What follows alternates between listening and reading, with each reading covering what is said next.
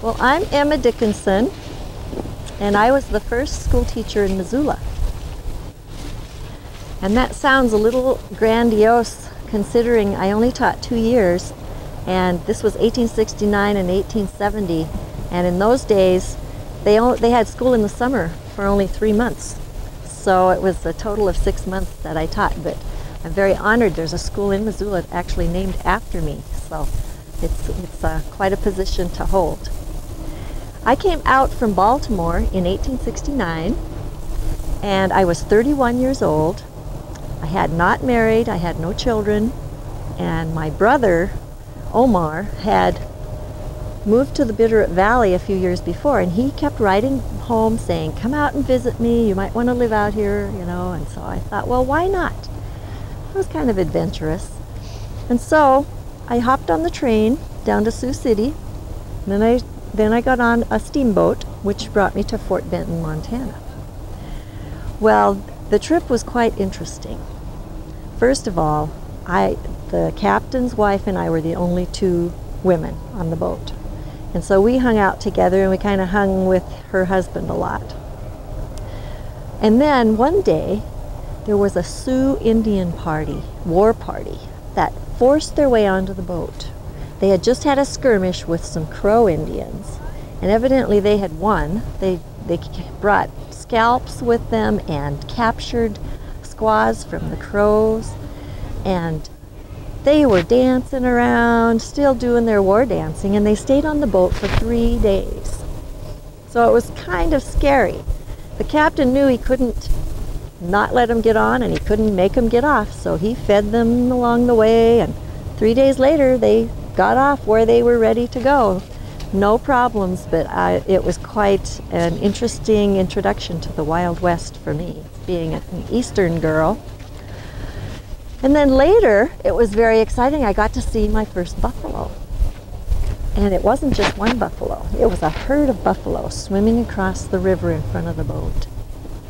And it was so exciting. We had to actually stop and let them pass. And 2 of the men killed a couple of them, and we had buffalo meat for supper that night. Actually, I didn't like it that well, but it was interesting. Well, the trip was supposed to take 3 weeks, the boat trip to Fort Benton. It took 6. This was in April, and the water was still low, and we kept hanging up on sandbars, and it got to be a pretty long trip, I'll be honest with you. But finally we arrived. My brother was waiting for me, and he had been waiting for 3 weeks. Well, he was kind of worried, very excited to see me. He wasn't sure if I was dead or alive at that point. So he brought a wagon with mules, and we traveled back to Bitterroot Valley in this wagon, and we camped along the way. I had never been camping, but it was kind of fun. It was hard, but interesting. The thing I remember the most are the wildflowers. There were wildflowers blooming all along the way. It was very beautiful. And at that moment, I thought I would probably stay in Montana. We got to the Bitterroot Valley, and the people in the community were looking for a school teacher.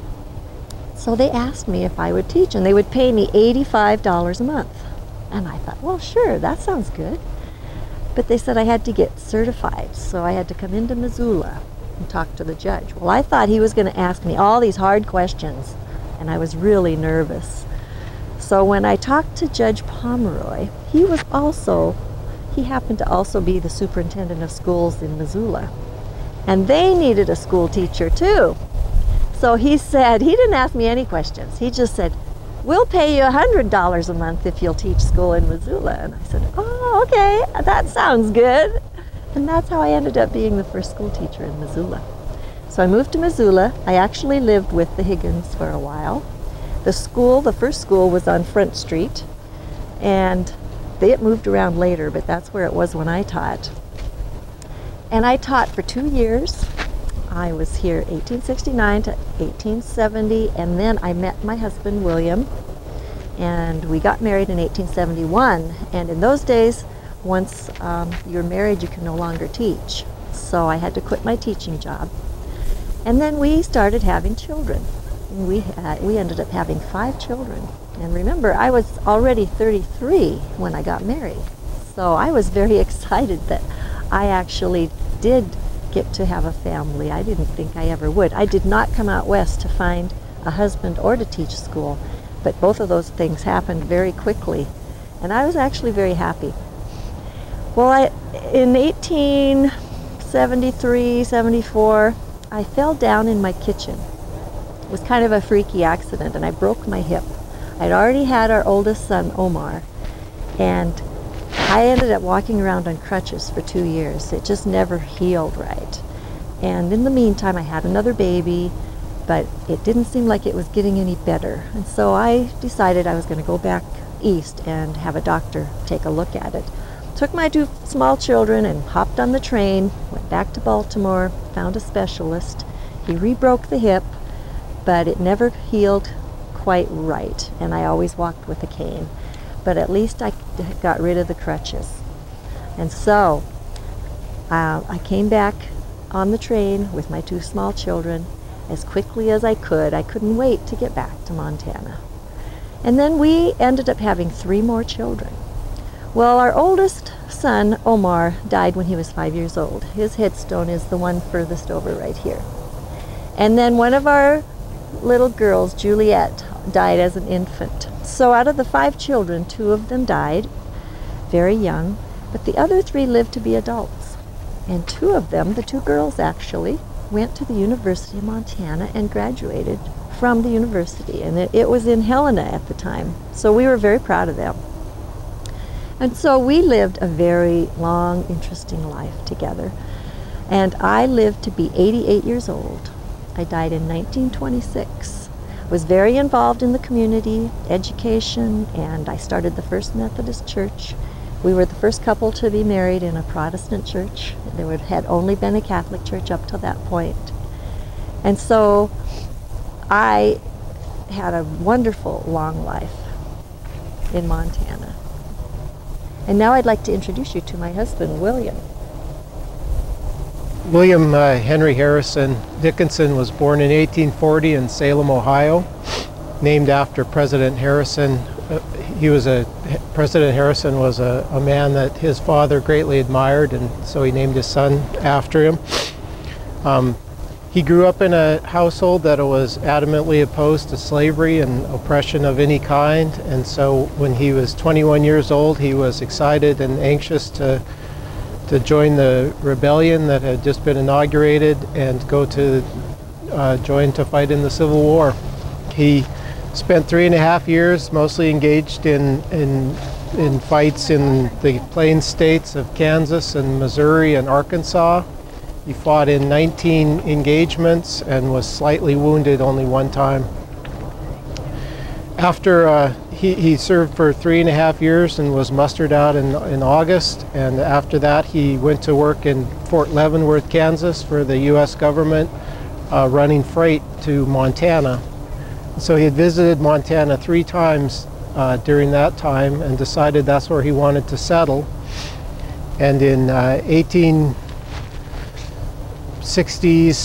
1860s, he boarded a steamship, the Sully, bound for Fort Benton, Montana. They traveled to Fort Peck, and because of low water, they couldn't go any further, and so the passengers were taken off of the boat and had to stay in Fort Peck and wait for a wagon to come overland from Fort Benton, 500 miles away, to pick them up. During that time, he got bored and wanted to go hunting. So one day in September, he left to go hunting at 3 in the morning while it was still dark. It was ill-advised to venture out at all because there were hostile Indians in the area.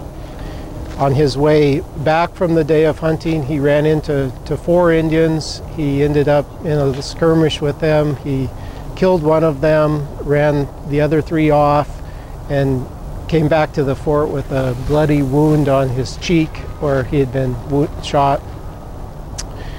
He told his story to the other people at the fort, and they quickly put a party together to go look for the other Indians. They found the Indian that Dickinson had killed. Dickinson took his scalp and his rifle and a few other souvenirs and his pony, and ended up bringing the pony with him clear to kept the pony with him until he reached the Bitterroot Valley. Dickinson, he also as well kept the scalp and the Indian's rifle until the day he died, hung the scalp in the living room. Emma was never very happy about that, but she put up with it. He arrived on his 29th birthday in 1869 in the Bitterroot Valley, took the job teaching school that Emma had turned down to teach in Missoula. He taught school for a year in the Bitterroot Valley. He was the first school teacher there. In 1870, he came to Missoula and opened the first photography business in western Montana. He made his living mostly shooting pictures of miners and mining claims for those guys, and apparently they really liked to have their picture taken by him. 1871, he married Emma Slack, who became Emma Dickinson then. 1872, he was appointed by Republican administration to be the postmaster of Missoula. He was paid $240 a year to do that, and did that for 14 years. And by the time that he quit doing that, then he was being paid $2,400 a year. After his career at the post office, he was engaged in some mining activity and some real estate development. He had 160 acres near the middle of town that he subdivided into residential lots and made his living then selling those lots. In 1910, 70 years old, he had a heart attack and died at that point, but had lived a long and full life, particularly for men in those times. To live to be 70 years old was quite an accomplishment. Thank you. Thank you. Thank you.